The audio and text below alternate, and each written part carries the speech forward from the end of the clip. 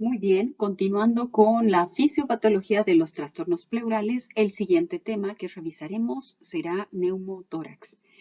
Nuevamente, soy la doctora Graciela Córdoba y les doy la bienvenida a este tema.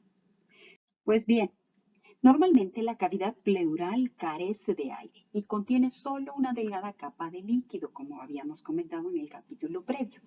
La entrada de aire en esta cavidad se denomina neumotórax. El neumotórax lleva al colapso parcial o total del pulmón afectado y puede producirse sin una causa obvia de lesión, a lo que vamos a denominar neumotórax espontáneo, o como resultado de la lesión directa del tórax o de las vías aéreas principales, a lo que denominaremos neumotórax traumático. El neumotórax, atención, se define como una entidad potencialmente mortal de presión excesiva en la cavidad pleural que tiene repercusiones muy particulares. Bueno, entonces acá podemos ver esta presencia de aire en el espacio pleural con pérdida de la presión negativa intrapleural que va a causar el colapso, ya sea parcial o completo, como en este caso, del pulmón. El aire puede entrar en la cavidad pleural proveniente de ya sea el parénquima pulmonar mismo, el árbol traqueobronquial, el esófago, los órganos intraabdominales, heridas penetrantes de la pared torácica y en ocasiones por una combinación de las diferentes. Bueno, vamos a clasificar al neumotórax como espontáneo y traumático. A su vez, el neumotórax espontáneo puede ser primario cuando no se identifica una patología de base y secundario cuando tiene una patología de base identificada, ya sea enfermedad pulmonar obstructiva crónica, fibrosis quística, neoplasia pulmonar o una causa infecciosa. Y en este otro lado podemos ver el neumotórax de tipo traumático, que puede ser cerrado penetrante o puede ser iatrogénico por la colocación de accesos vasculares, toracocentesis o biopsia. Los cambios fisiopatológicos del neumotórax van a depender de la cantidad de aire presente dentro de la cavidad pleural y del estado de la función cardiopulmonar que dejan. El aire acumulado en la cavidad pleural produce compresión del pulmón al hacerse positiva la presión intrapleural, comprometiendo el intercambio gaseoso. Si la magnitud del neumotórax y su presión es alta, se puede llegar al colapso pulmonar total, con desplazamiento del mediastino contralateralmente. Y eso, por supuesto, va a tener repercusiones cardiovasculares importantes. Bueno, entonces dijimos, se clasifica en espontáneo primario, secundario y puede ser adquirido, ya sea iatrogénico o de tipo traumático. ¿De acuerdo? Cualquiera sea la causa, va a ingresar aire en el espacio pleural con la pérdida de la presión negativa intrapleural y el neumotórax espontáneo se debe a la ruptura de una vesícula o ampolla llena de aire en la superficie del pulmón. Esta ruptura permite que el aire atmosférico de las vías respiratorias entre a la cavidad pleural. Ocurre en individuos por demás sanos, sin enfermedades pulmonares conocidas. Afecta sobre todo a pacientes jóvenes de entre 20 y 40 años de edad y es más frecuente en varones, con una relación 6:1 hombres-mujeres. Hombres altos, delgados y que tienen antecedentes de consumo de cigarrillo. A estas pequeñas bulas subpleurales apicales denominadas bleps, al romperse, ocasionan la salida de aire desde el pulmón hacia la cavidad pleural y el mecanismo de formación de estos bleps o ampollas y los factores que precipitan su rotura no son del todo bien conocidos. Bueno, vamos a hablar del espontáneo secundario, que dijimos que tiene una enfermedad conocida con una patología pulmonar previa, personas de mayor edad.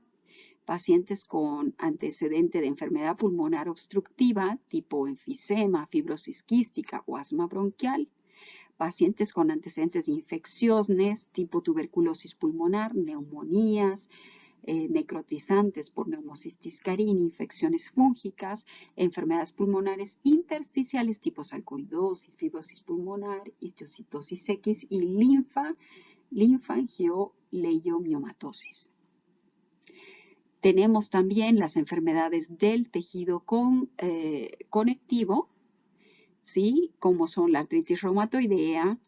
Tenemos, por otro lado, la espondilitis anquilosante, polimiositis, dermatomiositis, esclerodermia, síndrome de Marfan, síndrome de Ehlers-Danlos, las enfermedades neoplásicas, cáncer de pulmón o metástasis tipo sarcoma a pulmón, y otras causas como son el infarto pulmonar, inhalación de cocaína o marihuana, pentamidina aerosolizada y la endometriosis torácica, que va a generar un neumotórax que se conoce como neumotórax de tipo catamenial.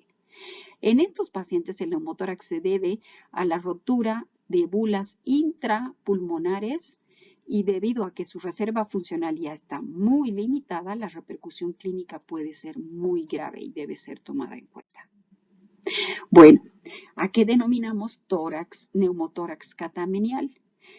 Es una entidad rara que se caracteriza por la aparición de aire en el espacio pleural durante la menstruación. Se presenta y tiene manifestaciones clínicas variadas que se asocian a una patología de base de endometriosis. Su diagnóstico se establece frecuentemente por las manifestaciones clínicas y afecta, por supuesto, a las mujeres únicamente en la tercera o cuarta décadas de la vida.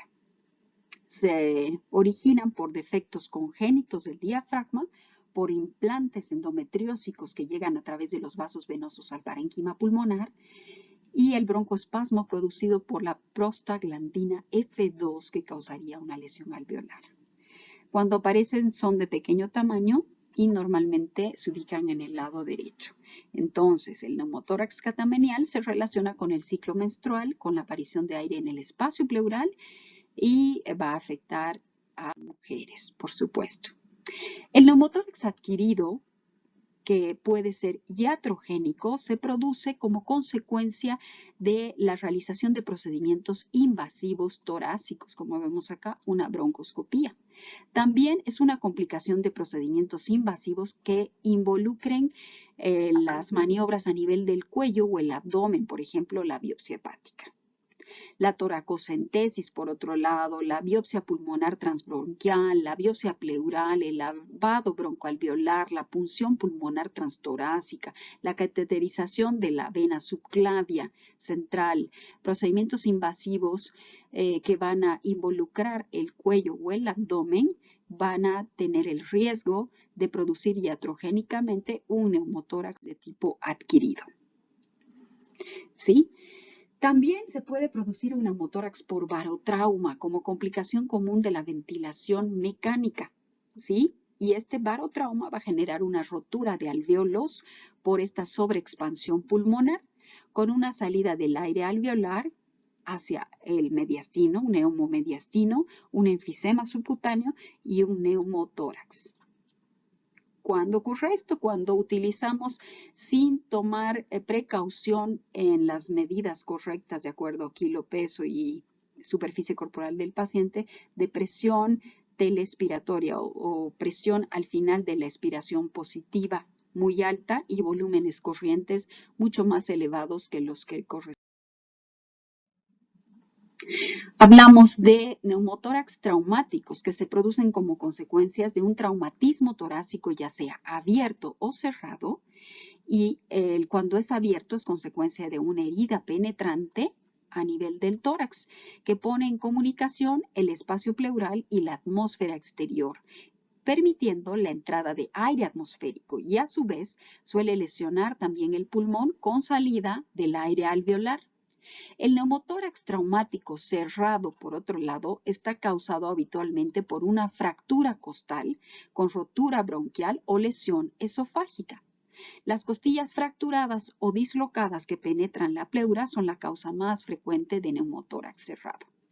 Es posible que el hemitórax acompañe esta lesión, que el hemotórax acompañe a esta lesión, y también puede existir una fractura de tráquea o de bronquios mayores y también de la ruptura esofágica. El neumotórax traumático abierto se va a originar por una herida penetrante en el tórax que va a comunicar el espacio pleural y el exterior, como dijimos. Y como vemos acá, ¿y cuál va a ser el mecanismo por el cual se va a presentar, cuál va a ser la fisiopatología de este neumotórax abierto? Pues bueno, las grandes lesiones de la pared torácica que quedan abiertas pueden causar este tipo de neumotórax abierto, que también lo vamos a conocer como una herida torácica succionante. El equilibrio entre la presión intratorácica y la presión atmosférica se genera de manera inmediata. Dado que el aire tiende a seguir el camino de menor resistencia, cuando la apertura en la pared torácica es aproximadamente 2/3 del diámetro de la tráquea o mayor, con cada inspiración, el aire tiende a pasar preferentemente a través de la lesión, ¿sí? De la lesión a nivel del tórax. Por esta razón, se dificulta una ventilación efectiva, lo que provoca hipoxia e hipercapnia. El neumotórax abierto es encontrado y tratado comúnmente por personal prehospitalario. Y los signos clínicos y síntomas son dolor, dificultad para respirar, taquipnea, ruidos respiratorios disminuidos del lado afectado y movimientos ruidosos del aire a través de la lesión de la pared torácica. Enseguida veremos cómo se realiza un manejo adecuado y un tratamiento. Luego tenemos una complicación aún más seria como es el neumotórax hipertensivo, que va a ocurrir cuando la presión intrapleural excede la presión atmosférica. La lesión del tórax o estructuras respiratorias va a permitir que el aire entre al espacio pleural, pero no salga de él. Y este rápido incremento de la presión intratorácica va a causar atelectasias y compresión a nivel de grandes venas, sobre todo la vena cava. Aquí vemos en estas radiografías lo que ocurre durante la evolución de este neumotórax hipertensivo. Y como dijimos, que se va a producir cuando se va a filtrar aire a través de una válvula unidireccional desde el pulmón o a través de la pared torácica. El aire es forzado al espacio pleural sin tener vía de escape. Entra pero no logra salir, colapsando eventualmente el pulmón afectado. El mediastino entonces es desplazado hacia el lado opuesto del neumotórax, disminuyendo el retorno venoso y comprimiendo el pulmón contralateral.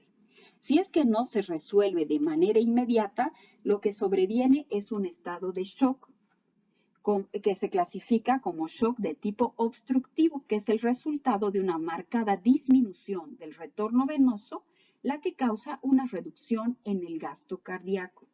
¿Cuál es la principal causa de neumotórax hipertensivo? Bueno, aunque no lo crean, la ventilación mecánica con presión positiva en pacientes que tienen antecedente de lesión pleural visceral.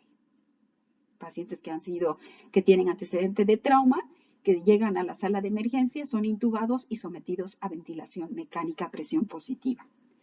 Entonces, el neumotórax hipertensivo también puede complicar a un neumotórax simple posterior a un trauma penetrante o contuso en el cual la lesión del parénquima pleural no sella, o después de varios intentos de inserción del catéter subclavio yugular interno también durante procedimientos o maniobras de monitorización del paciente. Entonces, a veces, las anomalías traumáticas de la pared torácica pueden causar un neumotórax hipertensivo cuando se colocan apósitos oclusivos cerrando los 4 lados de la lesión torácica. Y ese es un mecanismo de válvula por un colgajo. Es decir, que si se cierran los 4 lados, como les voy a mostrar enseguida, vamos a generar iatrogénicamente un neumotórax hipertensivo. Raramente un neumotórax hipertensivo, y esto quiero que lo sepan, ocurre muy rara vez por fracturas vertebrales torácicas desplazadas. ¿Sí? El neumotórax hipertensivo es un diagnóstico clínico que refleja aire bajo presión en el espacio pleural afectado. Jamás debe retrasarse el tratamiento para obtener la confirmación radiológica. Hoy vamos a aprender a identificar clínicamente cómo reconocer a estos pacientes. Y bueno, la clasificación en grados de neumotórax son pequeños, aquellos que ocupan menos del 10% del espacio de la cavidad pleural, mediano entre 10 a 60%, mayor del 60% se considera grande. Entonces, ¿cuáles van a ser las manifestaciones clínicas? Las manifestaciones clínicas con frecuencia comunes son taquipnea extrema, disnea, dolor torácico agudo, dificultad respiratoria, taquicardia, puede existir diaforesis, cianosis, palidez, asimetría de los movimientos respiratorios. Otro tipo de manifestaciones van a ser hipotensión, palidez, taquicardia y enfisema subcutáneo. ¿Sí? Entonces aquí en el neumotórax atención propiamente dicho vamos a encontrar dificultad respiratoria, signos de shock, de hipoperfusión, piel pálida, fría, asociada a taquicardia, trastornos del sensorio, son shock hasta que no se demuestre lo contrario. Venas del cuello distendidas, distensión yugular, ruidos respiratorios ausentes, hiperresonancia de la caja torácica, hemitórax elevado, cianosis, descompresión. En estos casos se debe hacer un tratamiento inmediato para resolver esta urgencia. No esperar una confirmación radiológica, el diagnóstico es clínico. Porque ¿cuáles serían las consecuencias fisiopatológicas de las lesiones torácicas? Hipoxia, hipoventilación, acidosis inicialmente respiratoria, luego metabólica, hipoperfusión tisular. Y este manejo realmente es una urgencia que debe resolverse en la revisión primaria de los pacientes en el momento en que se identifican las lesiones. Drenaje del tórax inminente. ¿Cuáles van a ser las manifestaciones clínicas durante la inspección? Al examen físico vamos a encontrar asimetría torácica con abombamiento del lado afectado, disminución de la excursión respiratoria en el lado afectado, ensanchamiento de los espacios intercostales y movimientos respiratorios. A la palpación vamos a sentir, ¿sí?, disminución de las vibraciones vocales con una expansibilidad torácica disminuida, latido o choque de punta desviado hacia el lado sano y tráquea desviada hacia. A la percusión vamos a encontrar hipersonoridad o hipertimpanismo con timpanismo en el área hepática en el neumotórax derecho y timpanismo en el área cardíaca en el neumotórax. A la auscultación vamos a encontrar disminución o evolución del murmullo vesicular con silencio respiratorio dependiendo del nivel, por supuesto, del colapso, ya sea parcial o total del pulmón. A la radiografía de tórax, ¿qué vamos a encontrar? Primero debemos tratar de identificar la línea pleural visceral. ¿Sí? Podemos ver acá. Con una zona radiolúcida, ausencia de la trama vascular en ese espacio y visualización en lo posible del muñón pulmonar. Aquí. ¿Cuáles van a ser los parámetros para valorar un neumotórax hipertensivo? Bueno, desplazamiento del mediastino, como vemos acá, hacia el lado contralateral del neumotórax. Punto 1. Aumento de los espacios intercostales. Ensanchamiento de los espacios intercostales. Colapso pulmonar. Y descenso del hemidiafragma del lado afectado. El neumotórax hipertensivo requiere descompresión inmediata y puede ser tratado inicialmente insertando rápidamente un Venocat, un catéter venoso grueso, sobre una aguja en el espacio pleural. Debido a lo variado del grosor de la pared torácica, el catéter puede tener ciertas torceduras y otras complicaciones técnicas o anatómicas. Entonces, la descompresión con aguja no siempre puede resultar exitosa. Pues entonces en estos casos se debe realizar la toracostomía con el dedo en un abordaje alternativo. El grosor de la pared torácica influye en la probabilidad de tener éxito en la descompresión con aguja. La evidencia sugiere que un catéter con aguja de 5 centímetros va a llegar satisfactoriamente al espacio pleural en más del 50% de las veces, mientras que un catéter de 8 centímetros con aguja llegará al espacio pleural más del 90% de las veces. También se ha demostrado que la colocación de un catéter con aguja en la escena en la cara anterior de la pared torácica por paramédicos fue demasiado medial en el 44% de los pacientes, y la evidencia reciente apoya colocar un catéter grueso con aguja en el quinto espacio intercostal apenas medial a la línea medioaxilar. Sin embargo, aún con un catéter con aguja del tamaño apropiado, la maniobra puede no ser siempre exitosa. Una descompresión exitosa con aguja convierte un neumotórax hipertensivo en un neumotórax simple. Sin embargo, existe la posibilidad de un neumotórax subsecuente como resultado de estas maniobras, por lo que es necesaria una revaloración del paciente en forma continua. La toracostomía con un tubo es obligatoria después de la descompresión del tórax con aguja o con el dedo. ¿De acuerdo? No todo termina con la punción y la toracocentesis. Para el tratamiento inicial de un neumotórax abierto, debemos cerrar rápidamente la anomalía con un apósito oclusivo estéril suficientemente grande para cubrir los bordes de la herida. Cualquier vendaje oclusivo puede ser utilizado como una medida temporal para continuar con una evaluación rápida. Debemos fijar el apósito en 3 de los 4 lados. ¿Sí?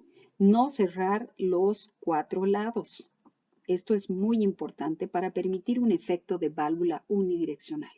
Cuando el paciente inspira, el apósito ocluye la anomalía impidiendo la entrada de aire.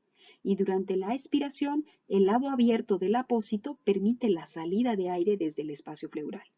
El cierre con cinta de los 4 bordes del apósito puede causar la acumulación de aire en la cavidad torácica, provocando un neumotórax a tensión, a menos que se haya colocado antes un drenaje pleural, por supuesto.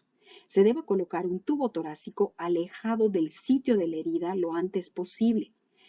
Se suele requerir posteriormente la reparación quirúrgica de la herida. ¿Listo? Este es el tratamiento entonces definitivo. Muchas gracias por su atención. Espero haber cubierto las expectativas y los objetivos de aprendizaje para la clase de hoy y revisaremos los casos clínicos correspondientes la siguiente semana durante la práctica. Muchísimas gracias.